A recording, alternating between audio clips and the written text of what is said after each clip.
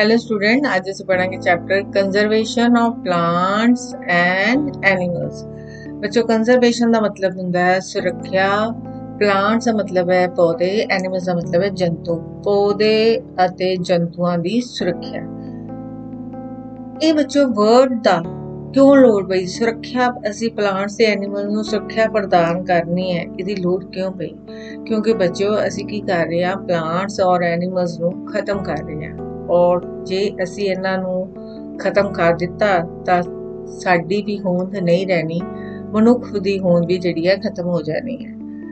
Plant ਸਾਡੇ ਲਈ ਇੰਨੇ ਜ਼ਿਆਦਾ ਇੰਪੋਰਟੈਂਟ ਰੋਲ ਪਲੇ ਕਰਦੇ ਨੇ। ਸਭ ਤੋਂ ਪਹਿਲਾਂ ਤਾਂ ਇੱਕ ਇਹ ਹੈ ਕਿ ਸਾਨੂੰ ਜਿਉਂਦੇ ਰਹਿਣ ਲਈ ਕਿਹੜੀ ਗੈਸ ਦੀ ਲੋੜ ਹੈ? Oxygen gas. ਤੇ ਉਹ ਸਾਨੂੰ ਕਿੱਥੋਂ ਮਿਲਦੀ ਹੈ?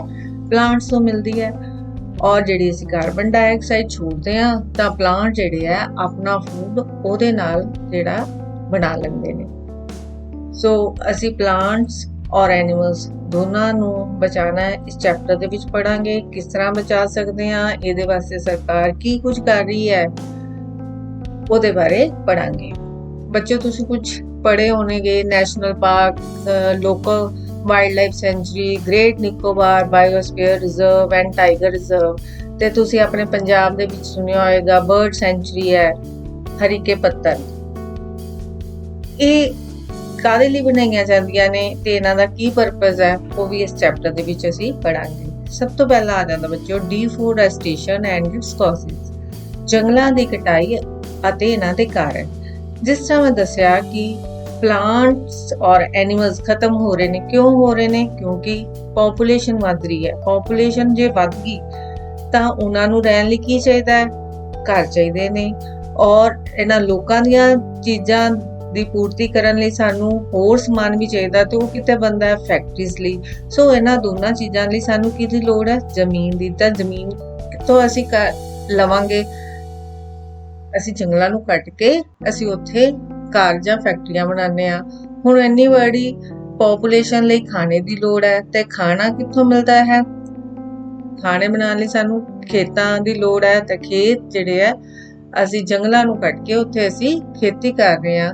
ਔਰ ਸਾਨੂੰ ਫਰਨੀਚਰ ਚਾਹੀਦਾ, ਉਹਦੇ ਲਈ ਸਾਨੂੰ ਲੱਕੜੀ ਚਾਹੀਦੀ ਹੈ, ਔਰ ਬਾਲਣ ਵੀ ਚਾਹੀਦਾ ਹੈ। ਇਸ ਕਰਕੇ ਇਹਨਾਂ ਦੀ ਜਿਹੜੀ ਕਟਾਈ ਹੈ ਜੰਗਲਾਂ ਦੀ ਹੋ ਰਹੀ ਹੈ।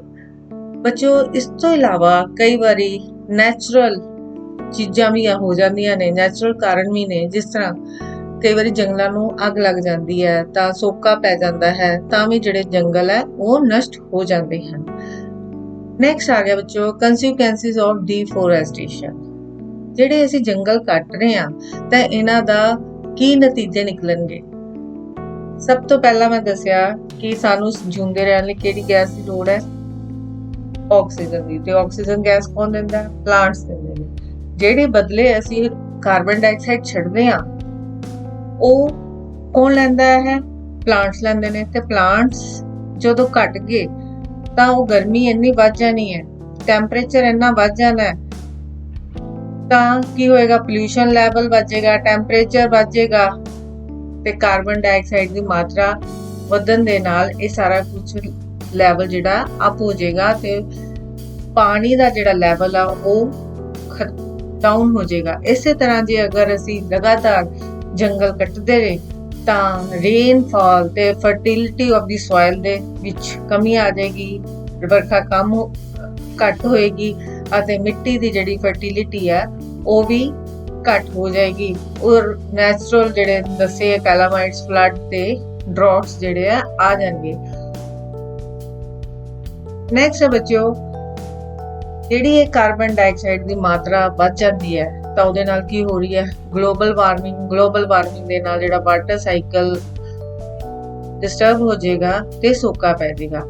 ਜਦੋਂ ਬੱਚੋ ਜੰਗਲ ਕੱਟੇਗੀ ਤਾਂ ਉਦੋਂ ਕੀ ਹੋਏਗਾ? ਜਿੰਨੀਆਂ ਵੀ ਮਿੱਟੀ ਦੀਆਂ ਭੌਤਿਕ ਪ੍ਰੋਪਰਟੀਜ਼ ਹੈ, ਭੌਤਿਕ ਸਥਿਤੀਆਂ ਨੇ, ਫਿਜ਼ੀਕਲ ਪ੍ਰੋਪਰਟੀਜ਼ ਹੈ, ਇਹ ਜਿਹੜੀਆਂ ਉਹਨਾਂ 'ਚ ਚੇਂਜ ਆ ਜਾਏਗੀ। ਕਿਉਂਕਿ ਕੁਝ ਪੌਦੇ ਜਿਹੜੇ ਹੁੰਦੇ ਨੇ ਕੁਝ ਸਪੈਸ਼ਲ ਮਿੱਟੀ ਦੇ ਵਿੱਚ ਹੀ ਲੱਗਦੇ ਨੇ, ਔਰ ਐਸੇ ਤਰੀਕੇ ਦੇ ਨਾਲ ਫਿਰ ਜਿਹੜੀ ਹੈ ਭੂਮੀ ਦੀ ਉੱਪਰਲੀ ਜਿਹੜੀ ਪਰਤ ਹੈ ਖਤਮ ਹੋ ਜਾਏਗੀ, ਤਾਂ ਥੱਲਿਓ ਫਿਰ ਕਿਹੜੀ ਨਿਕਲ ਆਏਗੀ? ਹਾਰਡ ਐਂਡ ਰੋਕੀ ਲੇਅਰ ਆ ਜਾਣਗੀਆਂ। ਇੱਥੇ ਹਿਊਮਸ ਘੱਟ ਹੋਏਗੀ ਤੇ ਮਿੱਟੀ ਵੀ ਜਿਹੜੀ ਹੈ ਫਰਟਾਈਲ ਨਹੀਂ ਹੋਏਗੀ। ਉਹਦੇ ਨਾਲ ਕੀ ਹੋਏਗਾ, ਜਦੋਂ ਜਿਹੜੀ ਉਹ ਧਰਤੀ ਹੈ ਕਿਹਦੇ ਚ ਬਦਲ ਜਾਏਗੀ, ਡੈਜ਼ਰਟ ਦੇ ਵਿੱਚ, ਮਾਰੂਥਲ ਦੇ ਵਿੱਚ ਬਦਲ ਜਾਏਗੀ। ਅਸੀਂ ਉਹਨੂੰ ਕੀ ਕਵਾਂਗੇ, ਡੈਜ਼ਰਟੀਫਿਕੇਸ਼ਨ, ਮਾਰੂਥਲੀਕਰਨ ਅਸੀਂ ਉਸ ਨੂੰ ਕਵਾਂਗੇ। ਨੈਕਸਟ ਹੈ ਬੱਚਿਓ, conservation of forest and wildlife, ਜੰਗਲ ਅਤੇ ਜੰਗਲੀ ਜੀਵਨ ਨੂੰ ਬਚਾਉਣਾ। ਬੱਚਿਓ ਇਹਦੇ ਲਈ ਬਚਾਉਣ ਵਾਸਤੇ ਸਰਕਾਰ ਬਹੁਤ ਚੀਜ਼ਾਂ ਜਿਹੜੀਆਂ ਨੇ ਉਹਨੇ ਐਫਰਟ ਕੀਤੇ ਨੇ, ਜਿਸ ਤਰ੍ਹਾਂ biosphere reserve, national park, sanctuary ਬਣਾਈਆਂ। ਇਹਦੇ ਬਾਰੇ ਨੈਕਸਟ ਅਸੀਂ ਪੜਾਂਗੇ ਕਿ ਸੈਂਚੁਰੀ ਤੇ ਨੈਸ਼ਨਲ ਪਾਰਕ ਕੀ ਹੈ। ਬਾਇਓਸਫੀਅਰ ਦਾ ਮਤਲਬ ਹੁੰਦਾ ਬੱਚੋ ਜੀਵ ਮੰਡਲ। ਇਹ ਉਹ ਹਿੱਸਾ ਹੁੰਦਾ ਹੈ ਧਰਤੀ ਦਾ ਜਿਹਦੇ ਵਿੱਚ ਸਾਰੇ ਹੀ ਲਿਵਿੰਗ ਆਰਗੇਨਿਜ਼ਮ ਰਹਿਣ ਔਰ ਉਹ ਲਾਈਫ ਨੂੰ ਸਪੋਰਟ ਕਰਨ। ਬਾਇਓਲੋਜੀਕਲ ਡਾਇਵਰਸਿਟੀ, ਜੀਵ ਵਿਭਿੰਨਤਾ, ਇਹਦੇ ਵਿੱਚ ਬੱਚੋ ਬਹੁਤ ਸਾਰੀਆਂ ਵੈਰਾਈਟੀ ਦੇ ਆਰਗੇਨਿਜ਼ਮ, ਜਿਹਦੇ ਵਿੱਚ ਜਾਨਵਰ ਔਰ ਬਨਸਪਤੀ ਸਾਰੇ ਆ ਜਾਂਦੇ ਨੇ। ਇਹ ਜੀਵ ਵਿਭਿੰਨਤਾ ਜਿਹੜੀ ਹੈ ਖਵਾਉਂਦੀ ਹੈ। ਅਸੀਂ ਗੱਲ ਕਰਨੀ ਹੈ ਇੱਥੇ ਪੰਚਮੜੀ ਬਾਇਓਸਫੀਅਰ ਰਿਜ਼ਰਵ ਜਿਹੜਾ ਬਣਾਇਆ, ਜਿਹਦੇ ਵਿੱਚ ਗਵਰਨਮੈਂਟ ਐਫਰਟ ਕਰ ਰਹੀ ਹੈ ਬਹੁਤ ਜ਼ਿਆਦਾ। ਔਰ ਇਹ ਜਿਹੜੀਆਂ ਬਾਇਓਸਫੀਅਰ ਰਿਜ਼ਰਵ ਬਣਾਏ ਹੈ, ਇਹਦੇ ਵਿੱਚ ਆਪਾਂ ਜਾਨਵਰਾਂ ਨੂੰ ਔਰ ਪੌਦਿਆਂ ਨੂੰ ਸੁਰੱਖਿਅਤ ਰੱਖ ਸਕਦੇ ਹਾਂ। ਔਰ ਇਹਦੇ ਵਾਸਤੇ ਕੁਝ ਰੂਲਸ, ਮੈਥਡ ਤੇ ਪਾਲਿਸੀਜ਼ ਵੀ ਬਣਾਈਆਂ ਗਈਆਂ ਹਨ। ਇਸ ਦੌਰਾਨ ਇਹਦੇ ਵਿੱਚ ਕੋਈ ਵੀ ਆਦਮੀ ਪਲਾਂਟ ਜਿਹੜੇ ਆ ਨਹੀਂ ਆਪਣੇ ਆਪ ਲੈ ਸਕਦਾ ਤੇ ਐਨੀਮਲਸ ਦਾ ਜਿਹੜਾ ਸ਼ਿਕਾਰ ਨਹੀਂ ਕਰ ਸਕਦਾ। ਬਾਇਓਸਫੀਅਰ ਰਿਜ਼ਰਵ ਦਾ ਮਤਲਬ ਹੈ ਬੱਚਿਓ ਉਹ ਏਰੀਆ ਜਿਹਦੇ ਵਿੱਚ ਜੈਵ ਵਿਭਿੰਨਤਾ ਨੂੰ ਅਸੀਂ, ਬਾਇਓਡਾਇਵਰਸਿਟੀ ਨੂੰ ਅਸੀਂ ਰਿਜ਼ਰਵ ਕਰਕੇ ਰੱਖਿਆ ਹੈ। ਬਾਇਓਡਾਇਵਰਸਿਟੀ ਕੀ ਹੁੰਦੀ ਹੈ, ਜਿਹਦੇ ਵਿੱਚ ਬਹੁਤ ਸਾਰੇ ਪਲਾਂਟ, ਐਨੀਮਲ ਤੇ ਮਾਈਕਰੋ ਆਰਗੇਨਿਜ਼ਮ ਉਸ ਏਰੀਏ ਦੇ ਵਿੱਚ ਮਿਲਣ। ਇਹ ਬਾਇਓਸਫੀਅਰ ਰਿਜ਼ਰਵ ਜਿਹੜਾ ਪੰਚਮੜੀ ਬਣਿਆ ਹੈ, ਇਹਦੇ ਵਿੱਚ ਇੱਕ ਨੈਸ਼ਨਲ ਪਾਰਕ ਹੈ ਜਿਹਦਾ ਨਾਮ ਹੈ ਸਤਪੁਰਾ, ਔਰ ਉਹਦੇ ਵਿੱਚ 2 ਵਾਈਲਡ ਲਾਈਫ ਸੈਂਚੁਰੀਜ਼ ਹੈ ਜਿਹਦਾ ਨਾਮ ਹੈ ਬੋਰੀ ਤੇ ਪੰਚਮੜੀ। ਇਹ ਮੈਪ ਦਿਖਾਇਆ ਬੱਚਿਓ, ਇਹ ਸਾਰਾ ਪੰਚਮੜੀ ਰਿਜ਼ਰਵ ਹੈ। ਇਹ ਬਾਇਓਸਫੀਅਰ ਦਿਖਾਇਆ, ਇਹਦੇ ਵਿੱਚ ਇੱਕ ਸਤਪੁਰਾ ਨੈਸ਼ਨਲ ਪਾਰਕ ਹੈ ਔਰ 2 ਇਹਦੇ ਵਿੱਚ ਵਾਈਲਡ ਲਾਈਫ ਸੈਂਚੁਰੀਜ਼ ਹੈ, ਬੋਰੀ ਸੈਂਚੁਰੀ ਔਰ ਪੰਚਮੜੀ ਸੈਂਚੁਰੀ। ਹਾਂਜੀ, ਇਹਦੇ ਬਾਰੇ ਅਸੀਂ ਨੈਕਸਟ ਗੱਲ ਕਰਾਂਗੇ। Flora and fauna. ਬੱਚੋ ਫਲੋਰਾ ਔਰ ਫੌਨਾ ਕੀ ਹੁੰਦਾ? ਫਲੋਰਾ ਹੁੰਦਾ ਬਨਸਪਤੀ, ਮਤਲਬ ਜਿਹਦੇ ਵਿੱਚ ਪੌਦੇ ਆ ਜਾਂਦੇ ਨੇ। ਫੌਨਾ ਮਤਲਬ ਜਿਹਦੇ ਵਿੱਚ ਜਾਨਵਰ ਆ ਜਾਂਦੇ ਨੇ। ਕੁਝ ਇਹੋ ਜਿਹੇ ਪਲਾਂਟ ਔਰ ਐਨੀਮਲਸ ਜਿਹੜੇ ਇੱਕ ਪਾਰਟਿਕੂਲਰ ਏਰੀਆ ਦੇ ਵਿੱਚ ਮਿਲਣ, ਉਹਨਾਂ ਨੂੰ ਆਪਾਂ ਕੀ ਕਹਿੰਦੇ ਆ? Flora and fauna of that area. ਜਿਸ ਤਰ੍ਹਾਂ ਕਿ ਤੁਸੀਂ ਇਹ ਦੇਖ ਰਹੇ ਹੋ, ਸਾਲ, ਟੀਕ ਮਤਲਬ ਸਾਗਵਾਨ, ਮੈਂਗੋ, ਜਾਮੂ, ਸਿਲਵਰ ਫਰਨ, ਅਰਜੁਨ, ਇਹ ਬੱਚੋ ਪਲਾਂਟਸ ਨੇ। ਔਰ ਜਿਹੜੇ ਐਨੀਮਲਸ ਨੇ ਉਹਨਾਂ ਦਾ ਨਾਮ ਹੈ ਚਿੰਕਾਰਾ, ਬਲੂ ਬੁਲ, ਬਾਰਕਿੰਗ ਡੇਅਰ, ਚੀਟਲ, ਲੈਪਰਡ ਤੇ ਡੌਗ ਵੋਲਫ। ਇਹ ਫੌਨਾ ਦੀਆਂ ਪੰਚਮੜੀ ਬਾਇਓਸਫੀਅਰ ਦੇ ਵਿੱਚ ਜਿਹੜੇ ਸਾਨੂੰ ਜਾਨਵਰ ਉੱਥੇ ਮਿਲਦੇ ਹਨ ਔਰ ਪੌਦੇ ਮਿਲਦੇ ਹਨ, ਇਹ ਉਹ ਹਨ ਫਲੋਰਾ ਐਂਡ ਫੌਨਾ। ਉਸ ਤੋਂ ਬਾਅਦ ਆ ਜਾਂਦਾ ਬੱਚਿਓ ਇੰਡੈਮਿਕ ਸਪੀਸੀਜ਼। ਇੰਡੈਮਿਕ ਸਪੀਸੀਜ਼ ਕਿਹੜੇ ਹੁੰਦੇ ਹਨ? ਉਹ ਪਲਾਂਟਸ ਔਰ ਐਨੀਮਲਸ ਜਿਹੜੇ ਕਿਸੇ ਸਪੈਸ਼ਲ ਜਗ੍ਹਾ ਦੇ ਵਿੱਚ ਹੀ ਸਾਨੂੰ ਮਿਲਦੇ ਹਨ, ਜਿਹਨੂੰ ਆਪਾਂ ਖਾਸ ਸਥਾਨਕ ਪ੍ਰਜਾਤੀਆਂ ਵੀ ਕਹਿੰਦੇ ਆ। ਉਹ ਸਾਨੂੰ ਕਿਤੇ ਹੋਰ ਨਹੀਂ ਮਿਲਦੇ, ਨੈਚੁਰਲੀ ਉਸ ਜਗ੍ਹਾ ਤੇ ਹੀ ਮਿਲਦੇ ਹਨ। ਜਿਵੇਂ ਕਿਸੇ ਅਲੱਗ ਸਟੇਟ ਦੇ ਵਿੱਚ ਅਲੱਗ ਹੀ ਉੱਥੇ ਹੀ ਤੁਹਾਨੂੰ ਜਾਨਵਰ ਤੇ ਉਹ ਪੌਦੇ ਮਿਲਣਗੇ, ਜਾਂ ਕਿਸੇ ਸਟੇਟ ਦੇ ਵਿੱਚ ਜਾਂ ਕਿਸੇ ਕੰਟਰੀ ਦੇ ਵਿੱਚ। ਜਿਸ ਤਰ੍ਹਾਂ ਸਾਲ ਤੇ ਵਾਈਲਡ ਮੈਂਗੋ, ਇਹ ਜਿਹੜੇ ਐਗਜ਼ਾਮਪਲ ਹੈ ਇੰਡੈਮਿਕ ਸਪੀਸੀਜ਼ ਦੀਆਂ। ਔਰ ਇਸ ਤੋਂ ਇਲਾਵਾ ਪੰਚਮੜੀ ਰਿਜ਼ਰਵ ਦੇ ਵਿੱਚ ਹੋਰ ਨੇ ਬਿਸ਼ੌਨ, ਇੰਡੀਅਨ ਜੈਂਟ ਸਕਿਰਲ ਔਰ ਫਲਾਈਂਗ ਸਕਿਰਲ। ਇਹ ਇੰਡੈਮਿਕ ਫੌਨਾ ਹੈ ਉਸ ਏਰੀਏ ਦੀ, ਇਹ ਸਾਨੂੰ ਉੱਥੇ ਹੀ ਮਿਲਣਗੇ। ਸਪੀਸੀਜ਼ ਦਾ ਮਤਲਬ ਹੁੰਦਾ ਬੱਚੋ group of population which are capable of interbreeding. ਉਹ ਉੱਥੇ ਹੀ ਆਪਣੇ ਵਰਗੇ ਜੀਵਾਂ ਦੇ ਨਾਲ ਇੰਟਰਬਰੀਡਿੰਗ ਕਰਦੇ ਹਨ ਔਰ ਨਵੇਂ ਜਿਹੜੇ ਹੈ ਜੀਵ ਪੈਦਾ ਕਰਦੇ ਹਨ। ਨੈਕਸਟ ਆ ਗਈ ਜਿਹਦੀ ਮੈਂ ਦੱਸਿਆ ਸੀ ਵਾਈਲਡ ਲਾਈਫ ਸੈਂਚੁਰੀ, ਜੰਗਲੀ ਜੀਵਨ ਰੱਖਾਂ। ਜੰਗਲੀ ਜੀਵਨ ਰੱਖਾਂ ਦਾ ਮਤਲਬ ਹੈ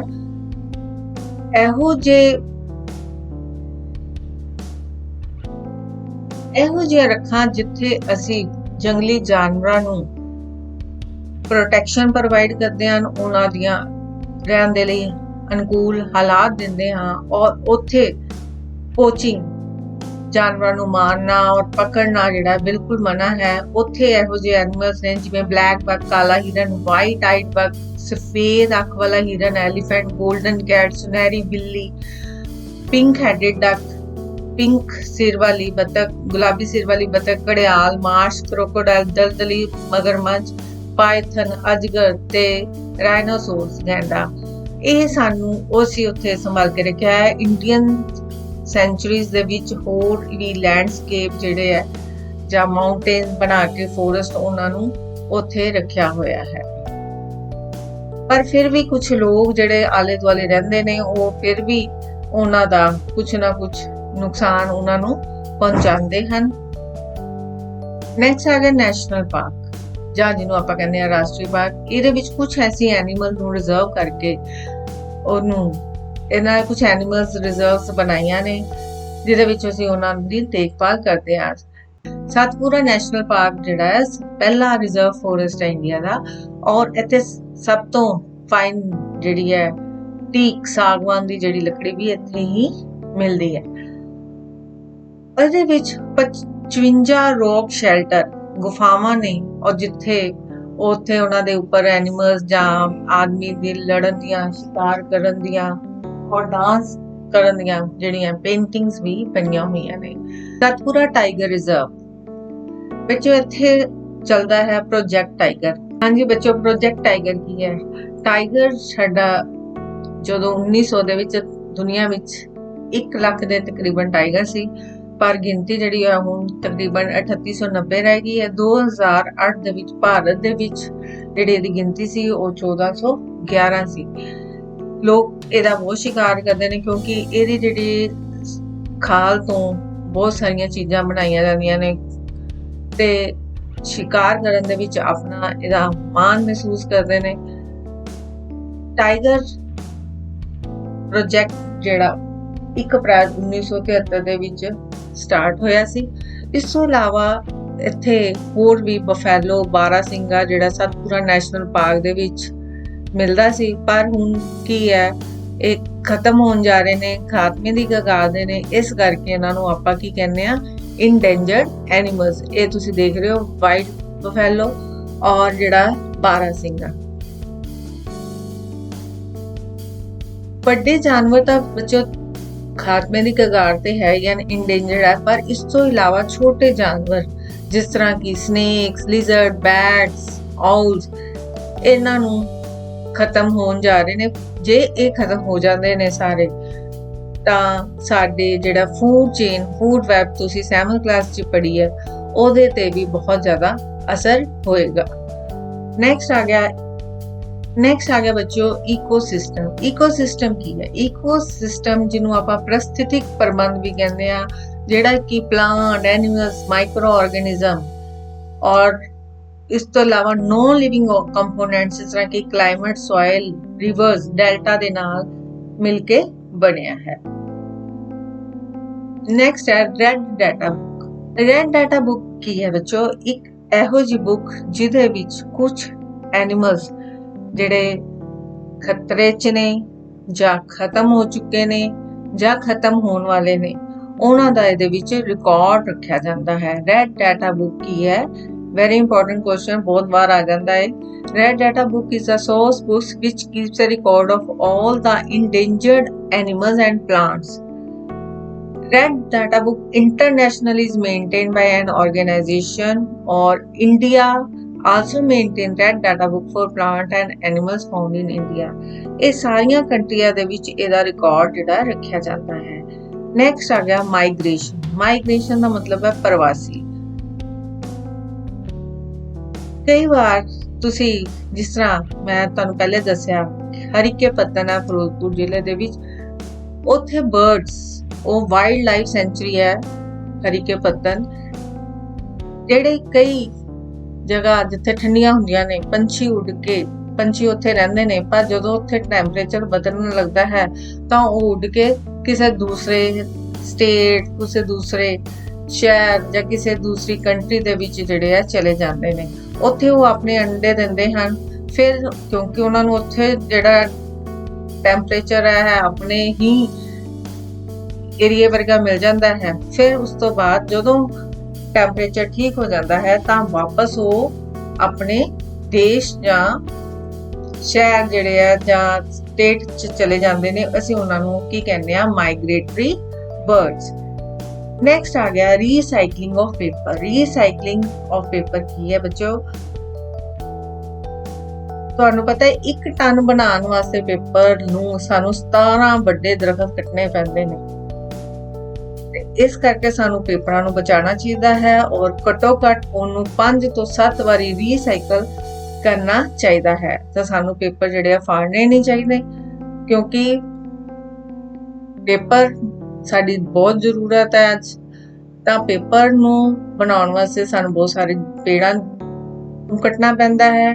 ਜੇ ਪੇੜ ਕੱਟੇ ਜਾਣਗੇ ਤਾਂ ਜੰਗਲ ਜਿਹੜੇ ਖਤਮ ਹੋ ਜਾਣਗੇ ਤਾਂ ਗਲੋਬਲ ਵਾਰਮਿੰਗ ਹੋ ਜਾਏਗੀ। ਹੋਰ ਇਸ ਤੋਂ ਇਲਾਵਾ ਆਪਾਂ ਬਹੁਤ ਸਾਰੇ ਕੈਮੀਕਲਸ ਵੀ ਜਿਹੜੇ ਆ ਪੇਪਰ ਨੂੰ ਬਣਾਉਣ ਵਾਸਤੇ ਯੂਜ਼ ਕਰਦੇ ਆ, ਤੇ ਜੇ ਅਸੀਂ ਇਹਨਾਂ ਨੂੰ ਰੀਸਾਈਕਲਿੰਗ ਕਰਾਂਗੇ ਤਾਂ ਇਹਨਾਂ ਕੈਮੀਕਲਸ ਦਾ ਵੀ ਬਚਾਅ ਹੋ ਜਾਏਗਾ।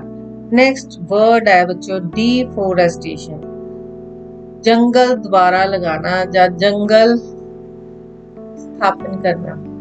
ਬੱਚੋ ਜੇ ਅਸੀਂ ਜੰਗਲ ਕੱਟਦੇ ਆਪਣੇ ਫਾਇਦੇ ਵਾਸਤੇ ਤਾਂ ਸਾਨੂੰ ਚਾਹੀਦਾ ਹੈ ਕਿ ਜੰਗਲਾਂ ਨੂੰ ਅਸੀਂ ਦੁਬਾਰਾ ਲਗਾਈਏ। ਅਗਰ ਅਸੀਂ ਇੱਕ ਜੰਗਲ ਕੱਟਦੇ ਹਾਂ ਤਾਂ ਸਾਨੂੰ ਘੱਟੋ ਘੱਟ 2 ਪੇੜ ਹੋਰ ਲਗਾਉਣੇ। ਇੱਕ ਪੇੜ ਕੱਟਦੇ ਹਾਂ ਤਾਂ ਸਾਨੂੰ 2 ਪੇੜ ਹੋਰ ਲਗਾਉਣੇ ਚਾਹੀਦੇ ਨੇ। ਇਸ ਤਰ੍ਹਾਂ ਜਿਹੜਾ ਸਾਈਕਲ ਜਿਹੜਾ ਹੈ ਉਹ ਬੰਦਾ ਜਾਏਗਾ ਔਰ ਜਿਹੜੀ ਸਾਡੀ ਹਰਾ ਭਰਾ ਜਿਹੜਾ ਵਾਤਾਵਰਨ ਹੈ ਉਹ ਸਾਨੂੰ ਮਿਲੇਗਾ, ਕਿਉਂਕਿ ਸਾਡੀਆਂ ਸਾਰੀਆਂ ਨੀਡਸ ਕਿਹਦੇ ਤੇ ਨੇ? ਫੋਰੈਸਟ ਤੇ ਨੇ। ਸੋ ਸਾਨੂੰ ਫੋਰੈਸਟ ਨੂੰ ਬਚੋ ਬਣਾ ਕੇ ਰੱਖਣਾ ਚਾਹੀਦਾ ਹੈ। No forest means no human life can survive। ਰੁੱਖ ਨਹੀਂ ਤਾਂ ਮਨੁੱਖ ਨਹੀਂ। ਜੋ ਹੁਣ ਅਸੀਂ ਇਹ ਜਿਹੜੀ ਸਮਰੀ ਹੈ ਮੈਂ ਤੁਹਾਨੂੰ ਇੱਕ ਸਲਾਈਡ ਸ਼ੋ ਦੇ ਨਾਲ ਫਿਰ ਇੱਕ ਵਾਰੀ ਰਿਵਾਈਜ਼ ਕਰਾ ਦਿੰਨੀ ਆ। ਹਾਂਜੀ ਬੱਚਿਓ, ਇਹ ਮੈਂ ਕੁਝ ਪਿਕਚਰਸ ਔਰ ਕੁਝ ਇੰਪੋਰਟੈਂਟ ਪੁਆਇੰਟਸ ਲਿਖੇ ਨੇ, ਇਹਦੇ ਨਾਲ ਤੁਹਾਨੂੰ ਅੱਛੀ ਤਰ੍ਹਾਂ ਨਾਲ ਯਾਦ ਹੋ ਜਾਏਗਾ। Conservation of plants and animals. ਸਭ ਤੋਂ ਪਹਿਲਾਂ ਆਪਾਂ ਪੜਿਆ ਸੀ ਬੱਚੋ ਡੀਫੋਰੈਸਟੇਸ਼ਨ, ਜੰਗਲਾਂ ਦੀ ਕਟਾਈ। ਜੰਗਲਾਂ ਨੂੰ ਕੱਟਣਾ ਕੀ ਕਰਵਾਉਂਦਾ ਹੈ? ਡੀਫੋਰੈਸਟੇਸ਼ਨ ਦੱਸਿਆ ਸੀਗਾ। ਕਲਟੀਵੇਸ਼ਨ ਲਈ, ਹਾਊਸਿਸ ਲਈ ਔਰ ਫਰਨੀਚਰ ਲਈ ਆਪਾਂ ਜੰਗਲ ਕੱਟ ਰਹੇ ਹਾਂ। ਇਸ ਤੋਂ ਇਲਾਵਾ ਜੰਗਲਾਂ ਵਿੱਚ ਅੱਗ ਲੱਗਣਾ ਔਰ ਸੋਕਾ ਪੈਣ ਦੇ ਨਾਲ ਜਿਹੜੇ ਹੈ ਜੰਗਲ ਖਤਮ ਹੋ ਜਾ ਰਹੇ ਨੇ। ਇਹਦੇ ਨਾਲ ਟੈਂਪਰੇਚਰ ਵਧੇਗਾ, ਪੋਲਿਊਸ਼ਨ ਲੈਵਲ ਵਧੇਗਾ, ਕਾਰਬਨ ਡਾਈਆਕਸਾਈਡ ਦੀ ਜਿਹੜੀ ਇੰਕਰੀਜ਼ ਹੋ ਕੇ ਕੀ ਲੈਗੀ? Global warming. Ground water level down ਹੋ ਜਾਏਗਾ। ਨੇਚਰ ਦਾ ਬੈਲੈਂਸ ਜਿਹੜਾ ਡਿਸਟਰਬ ਹੋ ਜਾਏਗਾ ਔਰ ਡਰੌਟ ਔਰ ਰੇਨਫਾਲ ਦੇ ਵਿੱਚ ਜਿਹੜੀ ਡਿਕਰੀਜ਼ ਇਨ ਰੇਨਫਾਲ ਹੋ ਜਾਏਗੀ ਔਰ ਡਰੌਟ ਜਿਹੜੇ ਆ ਜਾਣਗੇ, ਸੋਕਾ ਪੈ ਜਾਏਗਾ, ਸੋਇਲ ਇਰੋਜਨ ਹੋ ਜਾਏਗੀ, ਸੋਇਲ ਫਰਟੀਲਿਟੀ ਦੇ ਵਿੱਚ ਡਿਕਰੀਜ਼ ਹੋ ਜਾਏਗਾ ਔਰ ਵਾਟਰ ਹੋਲਡਿੰਗ ਕੈਪੈਸਿਟੀ ਜਿਹੜੀ ਹੈ ਉਹ ਵੀ ਘਟ ਜਾਏਗੀ। ਜੇ ਬੱਚੋ ਪੇੜ ਥੋੜੇ ਰਹਿ ਗਏ ਤਾਂ ਕਾਰਬਨ ਡਾਈਆਕਸਾਈਡ ਦੀ ਮਾਤਰਾ ਜਿਹੜੀ ਹੈ ਵੱਧ ਜਾਣੀ ਹੈ। ਕਾਰਬਨ ਡਾਈਆਕਸਾਈਡ ਦੀ ਮਾਤਰਾ ਵਧਣ ਦੇ ਨਾਲ ਗਲੋਬਲ ਵਾਰਮਿੰਗ ਹੋ ਜਾਏਗੀ ਔਰ ਉਹਦਾ ਰਿਜ਼ਲਟ ਕੀ ਹੋ ਜਾਏਗਾ? ਰੇਨਫਾਲ ਘਟ ਹੋਏਗੀ ਔਰ ਸੋਕਾ ਜਿਹੜਾ ਡਰੌਟਸ ਆ ਜਾਣਗੇ। ਡੈਜ਼ਰਟੀਫਿਕੇਸ਼ਨ ਕੀ ਹੈ? ਜਦੋਂ ਬੱਚੋ ਟੌਪ ਲੇਅਰ ਜਿਹੜੀ ਹੈ ਸੋਇਲ ਦੀ ਉਹ ਨਸ਼ਟ ਹੋ ਜਾਏਗੀ ਤਾਂ ਫਰਟੀਲਿਟੀ ਘਟ ਹੋ ਜਾਏਗੀ ਔਰ ਜਿਹੜੀ ਫਰਟੀਲਿਟੀ ਘਟ ਹੁੰਦੇ ਉੱਥੇ ਕੋਈ ਪੇੜ ਪੌਦੇ ਜਿਹੜੇ ਨਹੀਂ ਲੱਗਣਗੇ ਤਾਂ ਉਹ ਜਿਹੜਾ ਸਥਾਨ ਹੈ ਕਿਹਦੇ 'ਚ ਬਦਲ ਜਾਏਗਾ? ਡੈਜ਼ਰਟ ਦੇ ਵਿੱਚ। ਜਦੋਂ ਡੈਜ਼ਰਟ 'ਚ ਬਦਲ ਗਿਆ ਤਾਂ ਅਸੀਂ ਉਹਨੂੰ ਕੀ ਕਹਿੰਦੇ ਆ? ਡੈਜ਼ਰਟੀਫਿਕੇਸ਼ਨ, ਜਾਂ ਅਸੀਂ ਉਹਨੂੰ ਕਹਿੰਦੇ ਆ ਮਾਰੂਥਲੀਕਰਨ।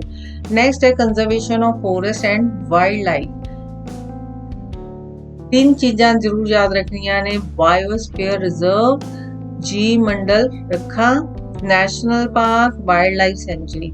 ਇਹਨਾਂ ਵਿੱਚੋਂ ਸਭ ਤੋਂ ਵੱਡੀ ਹੈ ਬਾਇਓਸਫੀਅਰ ਰਿਜ਼ਰਵ, ਜਿਹਦੇ ਵਿੱਚ ਅਸੀਂ ਉਹ ਏਰੀਆ ਸਾਰਾ ਜਿਹਦੇ ਵਿੱਚ ਪੇੜ ਪੌਦੇ ਔਰ ਇਵਨ ਟ੍ਰਾਈਬਲ ਆਦੀਵਾਸੀ ਵੀ ਆ ਜਾਂਦੇ ਨੇ। ਨੈਸ਼ਨਲ ਪਾਰਕ ਜਿਹਦੇ ਵਿੱਚ ਆਪਾਂ ਜੰਗਲੀ ਜੀਵਨ ਨੂੰ ਉਹੋ ਜਿਹੀਆਂ ਸਹੂਲਤਾਂ ਦੇ ਦਿੰਦੇ ਹਾਂ ਜਿਹਦੇ ਨਾਲ ਉਹ ਰਹਿ ਸਕਣ। ਤੇ ਵਾਈਲਡ ਲਾਈਫ ਸੈਂਚੁਰੀ ਜਿਹਦੇ ਵਿੱਚ ਇਹੋ ਜਿਹਾ ਏਰੀਆ ਜਿੱਥੇ ਐਨੀਮਲਸ ਕਿਸੇ ਵੀ ਡਿਸਟਰਬੈਂਸ ਤੋਂ ਬਿਨਾ ਸੰਭਲੇ ਰਹਿਣ, ਉਹਨਾਂ ਨੂੰ ਆਪਾਂ ਕਹਿੰਦੇ ਹਾਂ wildlife sanctuary. Biosphere reserve ਉਹ ਏਰੀਆ ਜਿਸ ਤਰ੍ਹਾਂ ਪਹਿਲੇ ਦੱਸਿਆ। ਬਾਇਓਡਾਇਵਰਸਿਟੀ ਦੱਸੀ ਸੀ ਪਿੱਛੇ, ਜਿਹਦੇ ਵਿੱਚ ਪਲਾਂਟ, ਐਨੀਮਲ ਤੇ ਮਾਈਕਰੋ ਆਰਗੇਨਿਜ਼ਮ ਆ ਜਾਂਦੇ। ਪੰਚਮੜੀ ਬਾਇਓਸਫੀਅਰ ਰਿਜ਼ਰਵ ਤੁਸੀਂ ਇਹ ਦੇਖ ਰਹੇ ਹੋ, ਇਹਦੇ ਵਿੱਚ ਕੀ ਆ ਜਾਂਦਾ ਹੈ, ਸਾਰਾ ਬਿਲਕੁਲ ਨੈਚੁਰਲ ਜਿਹੜੀਆਂ ਚੀਜ਼ਾਂ ਨੇ।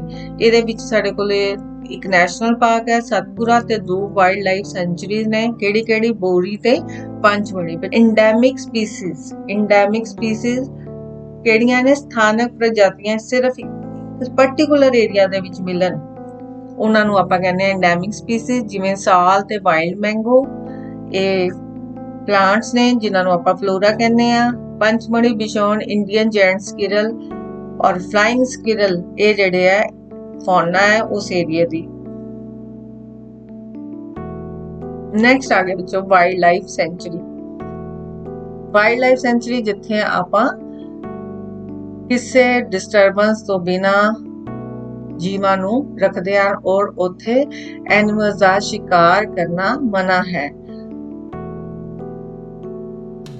ਇਹ ਬੱਚੋ ਨੈਸ਼ਨਲ ਪਾਰਕ।